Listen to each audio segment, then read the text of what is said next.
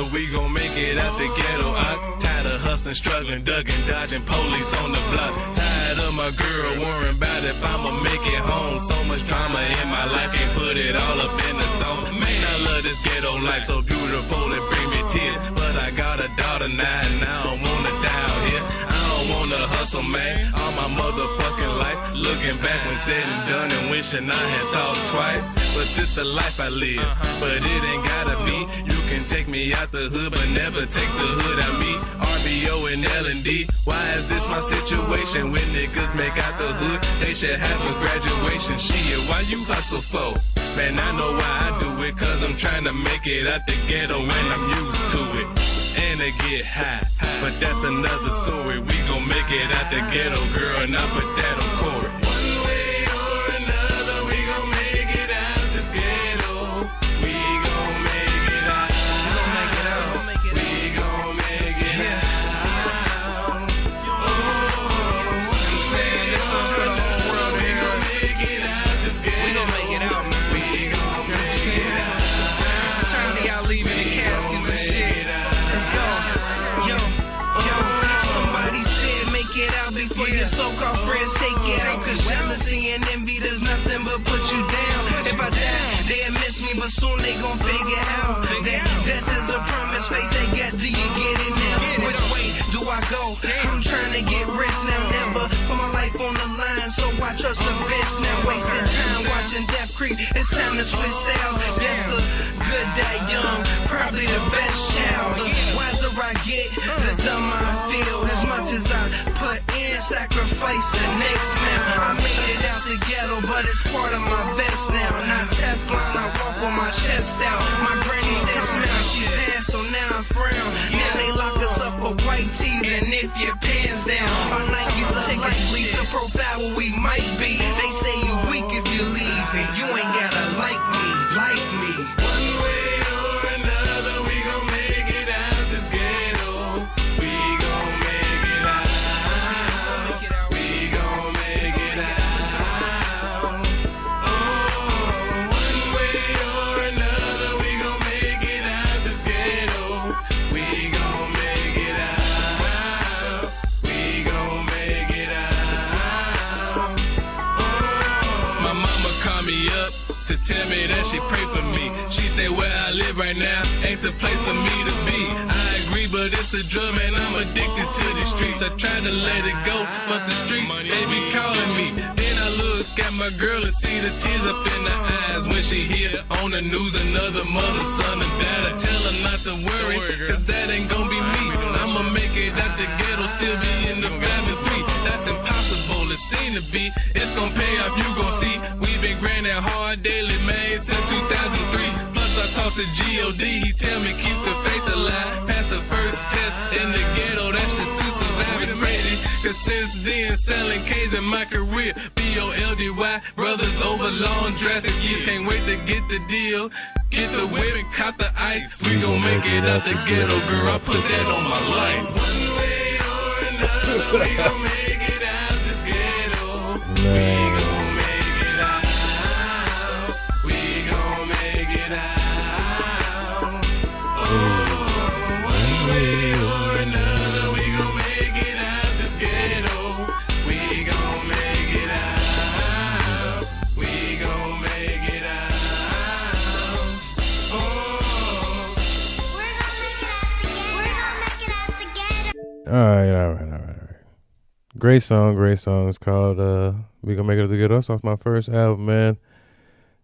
Clearly we were still in the ghetto. Welcome to another episode, a very exciting and special episode of the Head of Lettuce podcast. Of course, it is me, Romaine Lettuce, yet again. And today I am joined by a very, very, very Corey, special Corey. Hi. This is all right. Yes, this is my baby girl, my firstborn child. Yes, you gotta speak into it like this. Okay, there we go. So, today I'm joined by my daughter, and we are going to be discussing. Hold on, let me make sure I got everything right. want to. All right. I just had to get that right because I don't want the Xbox bloop on there. But yeah, man, I've been anticipating this episode for a very long time. As you heard on the song, I was putting us getting up the ghetto on my at then 2 or 3 year old child, Corey Sunshine. Yeah, she was definitely a baby at the time of me making that song. And so was young AJ, who just graduated college. That's the voice you heard at the beginning. We're gonna make it together. He was a baby too. Now he's a college graduate. So hey, you know what I mean? Great things can happen to anybody. But like I said, this is my eldest child, my firstborn child, my daughter, Corey Sunshine. So tell me, Corey, how does it feel to be on your dad's podcast? Honestly, a little different. I was kind of like, a little nervous. Don't know how these things work. I'm not really a podcast person. I don't listen to podcasts or anything. I'm just kind of, You don't listen to podcasts? Absolutely not. I watch TV. I like TV, TikTok, Instagram.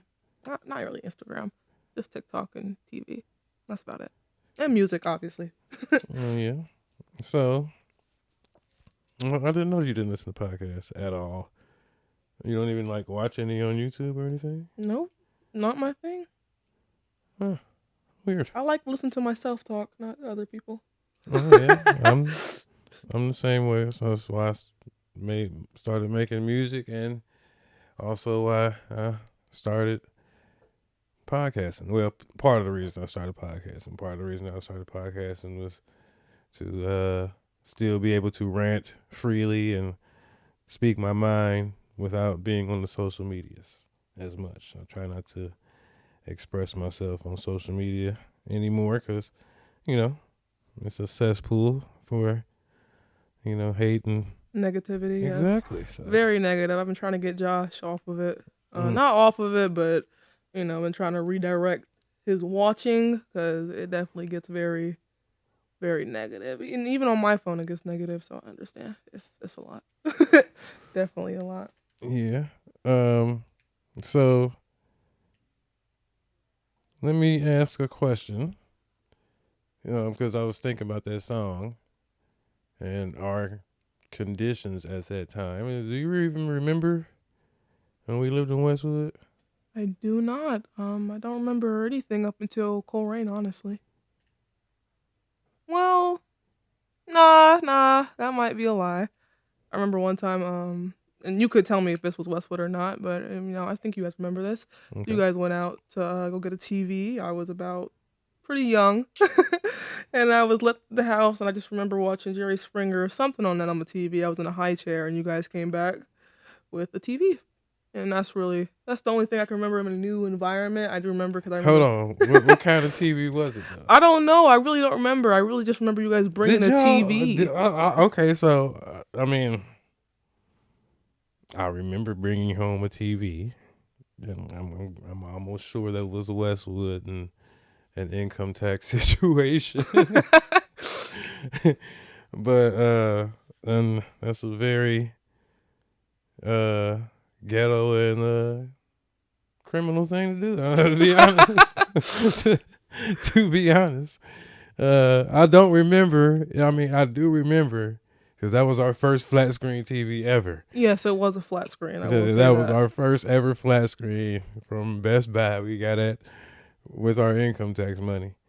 It was my first ever flat screen. Yes, but I don't remember leaving you at home.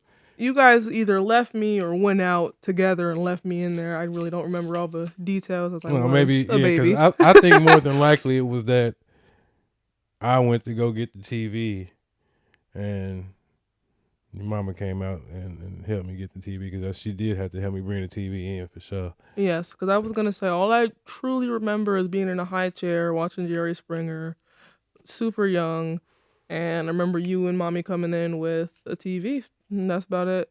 I think, and I'm trying to remember, like, the walls and stuff and all that, but I could have the details wrong.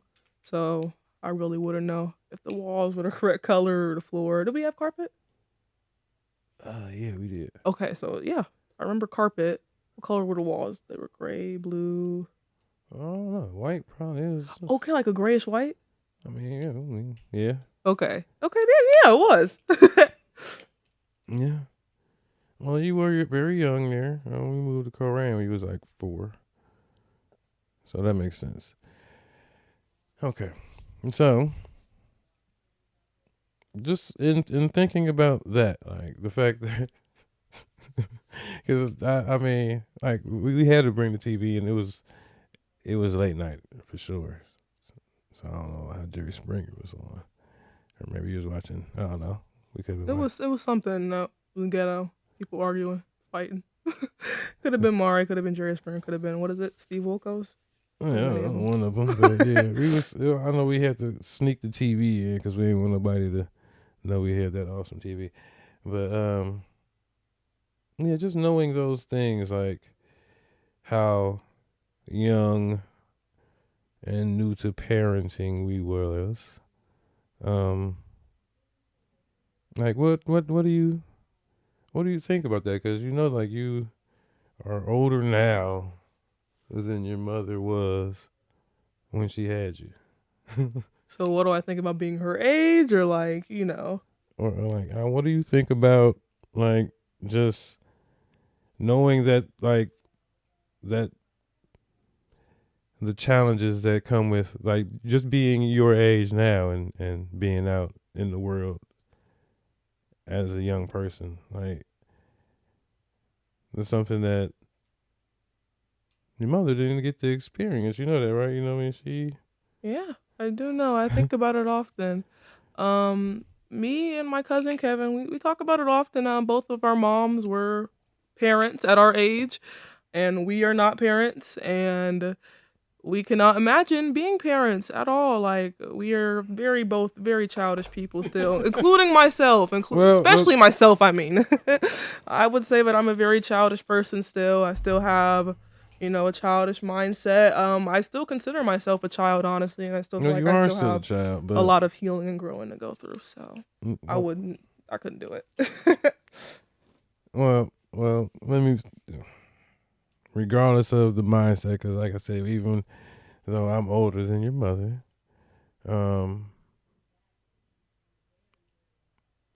my mindset was very much, I would say, possibly younger than your mother's at the time of our the time in which you were conceived. You know what I mean? Being a parent at a young age, well, I ain't gonna say this happens to everybody, but for most people, it, turns something on, and you just learn to grow up faster. Because you gotta, especially in our situation, we was, on our own. So, yeah, I get that. I just couldn't do it. I always think about it, like, not having kids, but just thinking about, like, okay, if I was in that situation, like, I know that I just wouldn't be able to do it. I didn't even realize that you got your nose pierced right there. You didn't? No. But I have a septum? No, did it hurt? Not really. I mean, it hurt for a second, but not really. I can tell you the story on how I actually got it, actually. So, what happened that day? Me and Josh got into an argument, and I was super annoyed, and so I left the house, and first off, I went to the cemetery to go see Aunt Nikki, because when I'm upset, I try to go see her. Then I went to go get some hot pot, because, I just wanted some hot pot. And then I was like, I want my nose pierced, since I'm doing whatever I want today. And I went to... You are your mother. I went to a piercing shop, and I got... No, because Josh actually started it, and he was the one being petty and childish. I would say I'm the more mature one in the relationship. Not to put you on blast, Josh. You'll probably listening to this later. But I would say I think it's a little bit of both. But I will say I was kind of in the wrong. He said, but I don't listen. So you went out and got You went out and got your nose pierced because you and Jess had an argument. Yeah, I was mad and I just wanted something to release the anger that wasn't, So what did he? Oh, God. He didn't say anything because he was still mad when I got back to the You house. are your mother's. He was still child. mad when I got back to the So, house. Hold on. I ain't talked to you obviously about these things before. I didn't know that you and Josh even have arguments. Now, of course, y'all do. Y'all. I mean, in a we don't relationship, argue y'all- often. I will say that. We don't argue often at all. Arguments are gonna happen. They're definitely gonna happen, especially when y'all live together. Yes. And y'all, that happens with anybody. If you stay with anybody, I don't care who you are. Me and Phoenix gonna argue if we around each other too long. You know what I mean? Two people in the same space, disagreement's gonna happen. So you must be prepared for that and don't take those things so seriously all the time, because sometimes it's just the frustration of being, you know what I mean? Living with somebody, yeah. Yeah.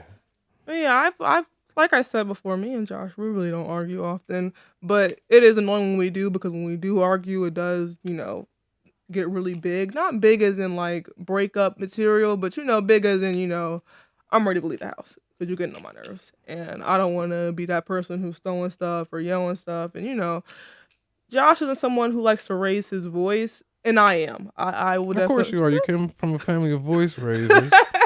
I will definitely raise my voice, and I think Josh's thing of not raising his voice will kind of make me madder sometimes, because he'll be like, calm down, stop raising your voice. Well, yeah, It'll just make me madder. well, you gotta break the cycle, man. Cause yeah, you come from a yelling family, and I'm trying to calm my, you know what I mean, yelling down so much. I've actively been not yelling at all this year, to my knowledge. Well, I ain't gonna say I ain't did it at all this year, but you know what I mean. Yeah, cause your sister yells, your brother don't yell at all. Well, We're raised pretty quiet. Well, outside of playing the game, yeah. But yeah, so I just try to keep it calm. But your mama, I mean, she just has a naturally loud voice, as you can hear her through the walls right now. So yeah, well, that's good that you and Kevin talk about being young and maintaining. Definitely. I'll have Kevin on for an episode one day. That'd be great. Yeah, me and Kevin talk about it all the time, like, breaking generational curses, not being young parents, all of that. It's definitely things we talk about pretty often, because I feel like that we're both on the same page when it comes to those things. So it's really nice to have him talk about that kind of stuff. That's good, because y'all are already breaking generational curses. Being in college,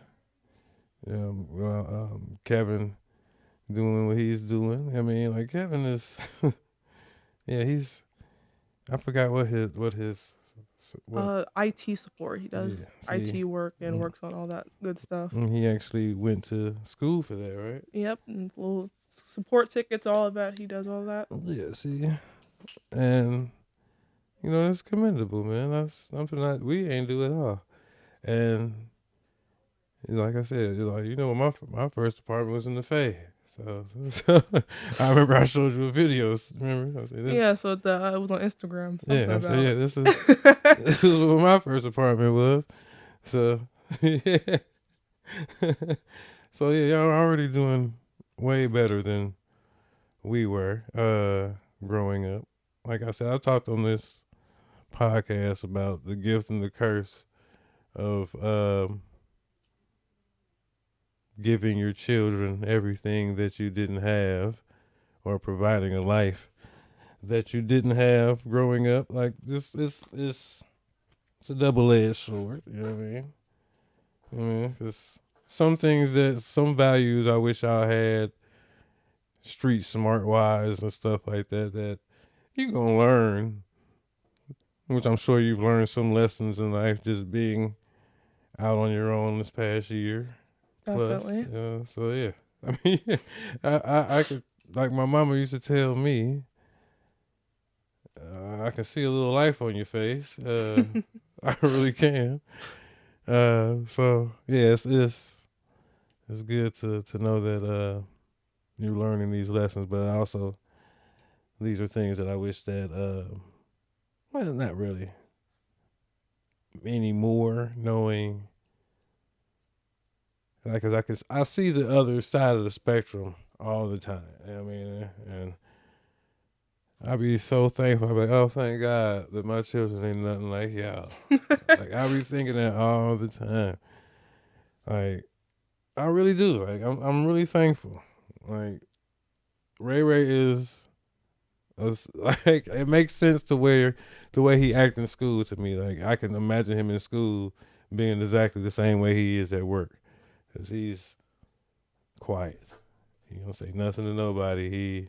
I mean, he speaks to the people he speaks to, Hmm. but well, I don't know how he is in school. So KK told me a way different story. KK told me that she was walking around the school one time and she came into the classroom, not knowing it was Ray Ray's classroom, and he was sitting there throwing the ball with another boy, and the teacher was telling him to stop. And she walked oh, in there. thank you for this information, my dear. Yeah, dude, KK walked in. You gotta ask KK about it. She could probably tell the story better than I can. But yeah, she walked in there, saw him throwing a ball and something, and then KK, and it was only him and that other boy, and the rest of the kids were doing the work. And KK had asked, "Why aren't you doing your work?" And Ray Ray was like, "I already have my work done." And she said, "Everybody else is there except him and that other boy." I'm gonna bust him up just for knowing that. Thank you. Was doing work. Thank you for telling me that. Well, I'll tell you. But speaking of, how we are, me, Ray Ray, and Spring, I do have a question. How do you feel about Phoenix? Because she's grown up in a different environment. She's had, the bigger houses, she's had the more mature version of you guys for majority of her life versus, me, who I have a younger version of you guys, and then Ray Ray and Spring, who had a little bit of both. Ray Ray can, see both sides. Spring's more leaning on Phoenix's side. How do you feel about, Phoenix having a totally different experience, even at school? Because, she goes to Winton Woods, and Winton Woods is a blacker school, obviously. And when me, Ray Ray, and Spring were growing up, we were going to Taylor and Coleraine and all that, which were whiter schools. Well, yeah. Phoenix is a little bit more well, first of all, Phoenix is a COVID baby, so she's always been the most unruly of the children. That's I mean, I don't know, it's hard to explain with Phoenix. Cause it's really hard. I feel like Phoenix is going to feel like I worry about Phoenix more than anybody, just for the simple fact that I know that Phoenix has the most. I mean, she's like the most privileged. She feels like she's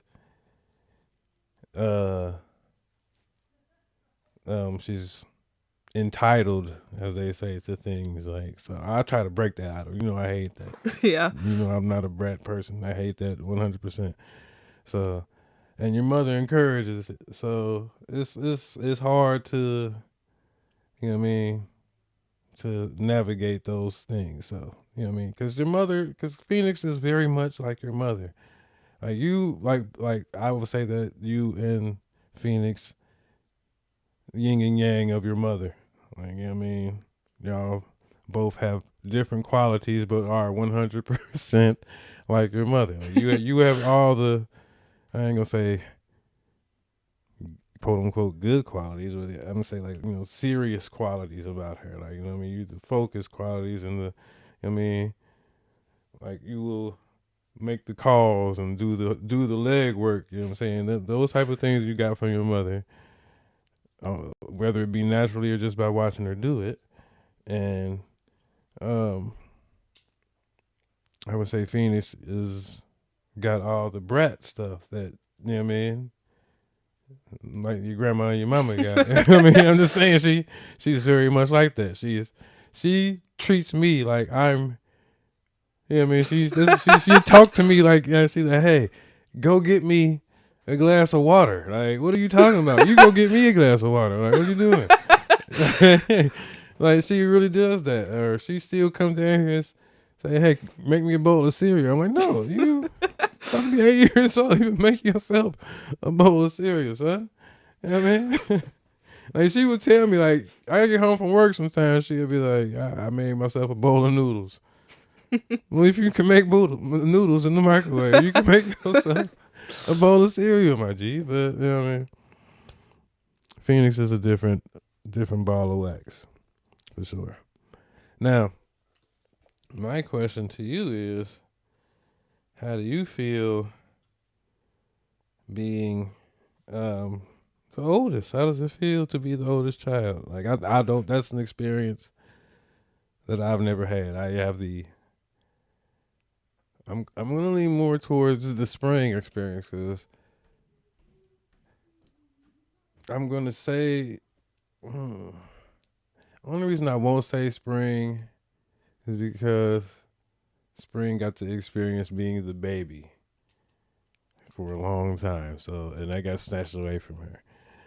So, and that's why her middle child syndrome is deep. And so, oh, nobody likes spring. Oh my gosh. Did you see her Instagram note on Instagram the other day? She had posted about how, nobody loves her and everybody hates her because I took KK and Ray ratings down instead of her. And I swiped up and I was like, Spring, you don't even like roller coasters. Well, see, Like- that's the brat, that's the baby in her still. That's what I'm saying. That's what makes her middle child syndrome real bad. Because she has the brat still. But it's like, include me. She Yes. like her and Phoenix is the same when it comes to that. Like they can't watch me. Like if they see me hug and kiss you, they would both run over for a hug and a kiss. like Spring would do it first, and then if Phoenix would see me hugging and kissing Spring, and she would run over. Like Phoenix can't watch other people take pictures. We know better than to. Like I want this to stop because this is not going to be the life that's going to happen outside the house. I always tell y'all, don't nobody love you when you leave the house, man. We love you. And I try to tell y'all that. So like, we like their mother would buy presents for everybody. Like Spring gets mad at other people's birthdays. Like I remember when she got mad at one of my birthdays. Does. She does? She gets depressed when other people are happy.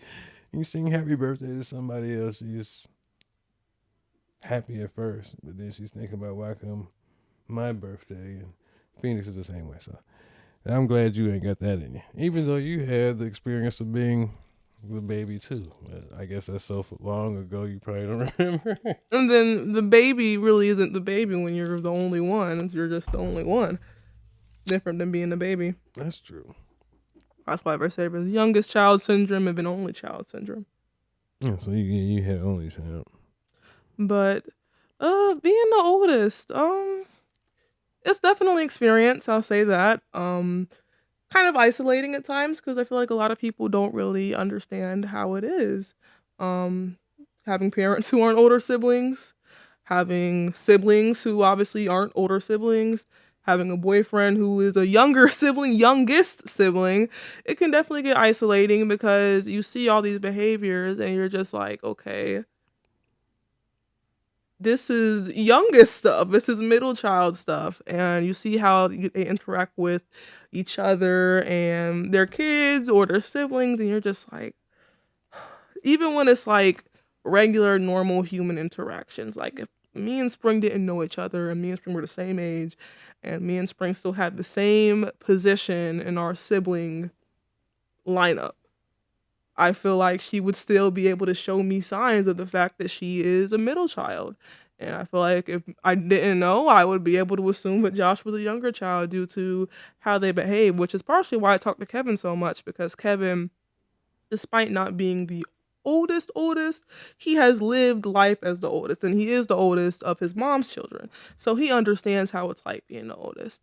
And being the oldest, I can say another thing, it is kind of hard, growing up and seeing your siblings, get the stuff that you didn't get. And you don't really No, I'm serious. Like it's kind of it's. Well, Even to see what they're ungrateful for, and stuff that you would have, killed for. Well, I saw that with my little brother, but I didn't get to see it with everybody. Exactly. Yes. So they all get all this extra stuff, and I could feel like they can sometimes be a little bit ungrateful about it. And then it's just also sometimes it can be a little hard seeing, the changes as you guys have made as parents. Seeing them getting those, better versions. Not to say that I am angry because of that, but it can be hard though. You have to understand, and I hope you do understand now, because you're still young enough to where you probably don't understand. As you get older, and your life unfolds, and things start to happen within your life, and hopefully, and I pray to God that y'all don't go through the things that me and your mother went through, and the fights and the rage and the substance abuse and all of that, you know what I mean, that we went through. That you understand, because like as I got older, not only did I understand my father, who wasn't present, I understood my mother, you know what I mean, who was omnipresent. So, like I said, even being a parent now, like with you being gone, makes me, you know what I mean, understand my mom more. So I'm like, all right, now I get it. You know what I mean? And then it makes me fearful for when everybody's gone. So, well, luckily you started over with Phoenix, so that won't be for a while. Phoenix gonna be gone all the time by the time Ray Ray and Spring leave. Phoenix is gonna be gone all the time. She's gonna be with one of y'all. Do you really think Ray Ray and Spring are gonna leave as fast as I did, though? Like, honestly. I think Raymond is. I think Raymond is going to have a fast... I think Raymond has gotten used to money. So I feel like and that's a good thing for him to be having a job at his age, or at such a young age, to where,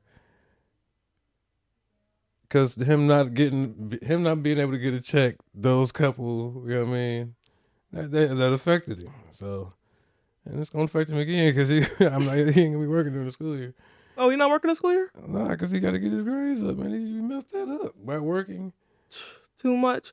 Well, Ray did talk about it. He said that he does want to work during the school year, but he does want to work less because he felt like his whole weekends were taken up. So I did tell him I would talk to you about him eventually maybe being able to work just one day over the weekends on a Saturday instead of Sunday. That's the thing about Ray. He needs to understand that I ain't in control of that. I'm not the boss. All I can do is talk to the person that does it for him. So, but anyway, that's neither here nor there. So, hold on, we're gonna be able to wrap this up soon. Oh, dang, already?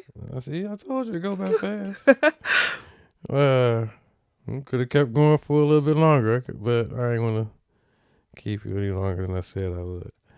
I don't know if I got a finale question or anything like that. That's super special. See, this was a very good episode. It was flowed very naturally. Like, I like that. I like that very much. So, what are your plans for the future, my dear? I know you in school. Yes. So I guess my plans for the future, I want to be a lawyer. I want to be a corporate lawyer. Or maybe not a corporate lawyer, I don't know. Seeing all this stuff going on in the world, I might want to be a criminal defense lawyer. Never know. But lawyer is definitely in the plans. But that's really it. I just want to be a lawyer, make a lot of money, travel. So hold on. That means you're not planning on having children anytime soon? Not at all. Me and Josh are honestly on the fence if we want children at all. I don't like y'all. No, we're very I want to be a granddaddy. Now I'm not, like I said, I ain't in no rush. I'm not in no rush, but that don't mean I don't want grandchildren, my son. No. Like we are on the fence. It's just like you got to look at the world. Like You think that's how? You think anything ever damn changed? It's always been the same. I This know, the same, but this is the same thing that me and your mama used to talk about. What you talking about? I've had these conversations with my mother back in the day. I can't bring children into this messed up world, and it's only going to get worse with time. Everybody says that. I mean, has it not gotten worse with time? Yes, but it's gonna get that better. Guess what? Did you know that when you were a kid? No, but now I know that. Exactly. It's called the awakening, Mike. So I remember telling you all this shit as a child. You remember me telling you this? No. Oh my God. Nigga, you was born in the height of the Illuminati craze and all that shit. When DVDs was coming out, me and your mama and them. Me and your mama and y'all nigga used to be so on that. Bro, listen. Come on now, that Freemason and Illuminati stuff, man. We used to be telling you everything. The world is crazy. It used to be like, man, we used to be like, you gonna see when you get older. Black child. But anyway. Yeah, so I want grandbabies is all I'm saying. I'm not saying. I mean, you got 3 other kids. I don't know. Listen, man. I don't know. First of all, I want Ray Ray to be a father, of course. And I think he'd be a good daddy. I really do. I think Ray Ray would be a real good father. But I don't think I'm ready for that. For him to be the first one to have children. No. I don't know if I want that. And secondly, I know Spring gonna have kids. Like Spring just has a motherly instinct to her. She just feels like a mother to me. Yeah. Oh no! As she gets older, I'm like, all right, I can see you like holding babies. I couldn't see it. I don't know. I feel like Spring's more of an artist. No, she's definitely an artist. And I can see either or. I can see either pathway. But somebody got to give me grandbabies. And I'm not about to be waiting all the way for Phoenix. I'm almost 50 already. So no. No, because me and Josh, we talk about it all the time. Like, who do you think out of, Kevin, Tay, me, Ray Ray, Spring, Phoenix is going to have kids first? Because, Josh's siblings, he's already an uncle. He already has, nephews and nieces and all that. That sucks for me. Oh my God. And we just talk about I'm really thinking about that now, and that really sucks. Because I don't see Kevin having kids at all. If he do, he's going to be in his mid-30s. Early 30s, mid-30s. Like, Kevin's going to find him a woman one day. But y'all can't do this to me, man. But anyway. We're going to end it right here. I want to thank you very much, my baby, for being here. This has been a very special treat and a very, very special episode for me. I had fun, so. I had a great time. To anybody who's listening, I told you.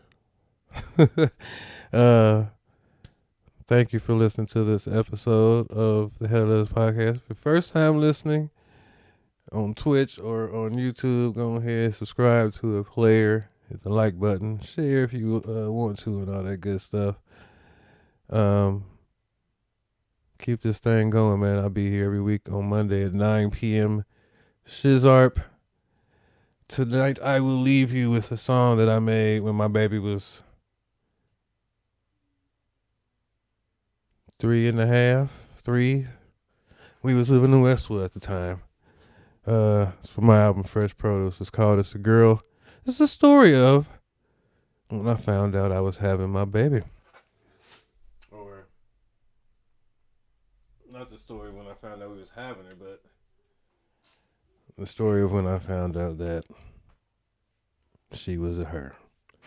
So this is It's a Girl by me. It's about my baby. I'll see y'all next week. Peace.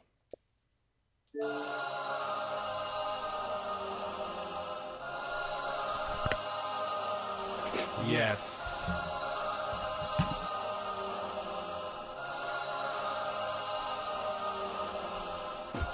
This song right here, is dedicated to my baby girl, Corey Sunshine Lemon.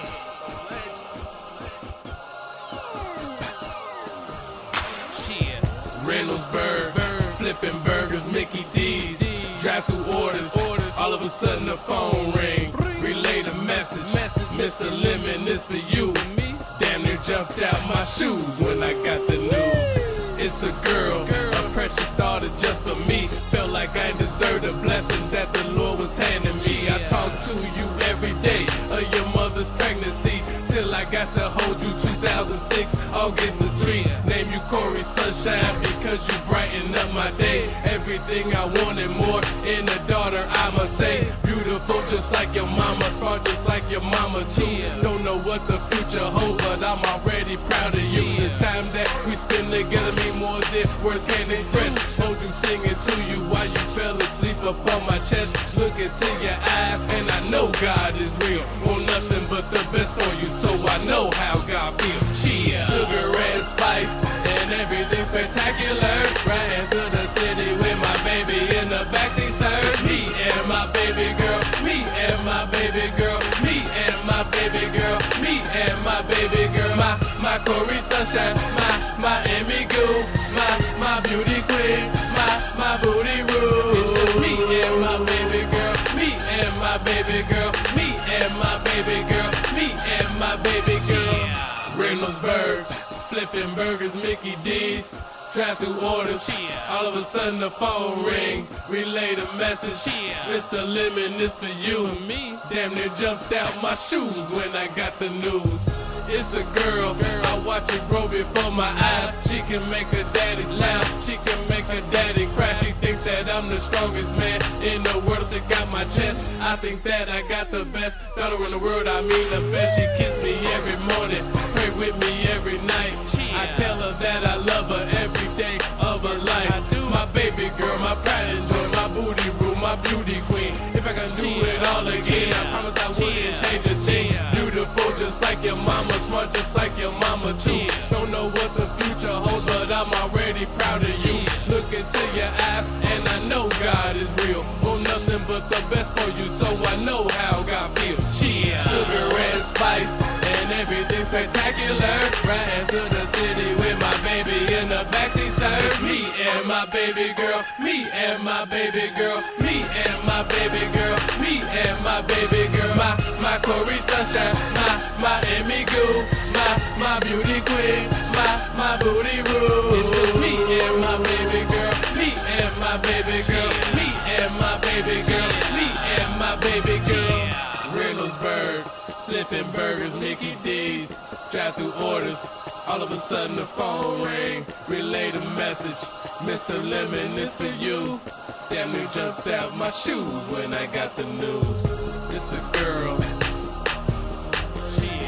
it's a girl.